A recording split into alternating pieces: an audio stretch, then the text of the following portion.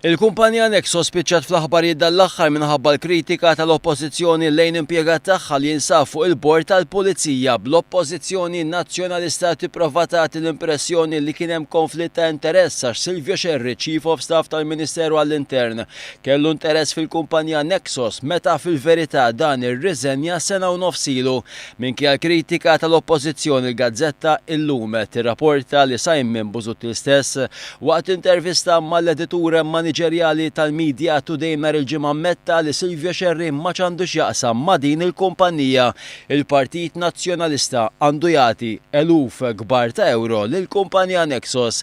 Fl-istess waqt il-ġurnal tal-Partit Nazzjonalista In-Nazzjon għamel numru ta' mistoqsijiet biex jara fejn il-kumpanija Nexos ħadet kuntratti mingħand il-Gvern.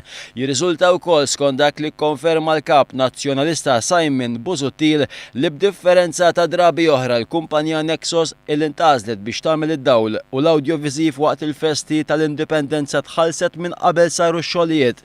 Is-somma ta' 25,000 euro. Xi ħaġa li tistona ferm meta wieħed iqis illi mill-elezzjoni ġenerali l-hawn il-Partit Nazzjonalista sab diffikultajiet finanzjarji kbar li anke waslu biex tkeċċew numru ta' ħaddiema waqt li oħrajn mhumiex qed jagħtaw fil-ħin il-paga li huma intitolati għaliha fl-aħħar ta' kull xahar. Waqt l-intervista li saret nhar il-ġimgħa ma' Xavier Balzan, Simon Busuttil għall-ewwel prova jinħeba wara subajħa dwar minħal kuntratt tad-dawl waqt il-festi tal-indipendenza fuq il-fosos tal-Furjana. Iżda l-Gazzetta llum tirrapporta li kien Simon Busuttil innifsu li ltaqa' mad-diriġenti tan-Nexos biex jirranġa għal dan ix-xogħol waqt il-festi tal-indipendenza.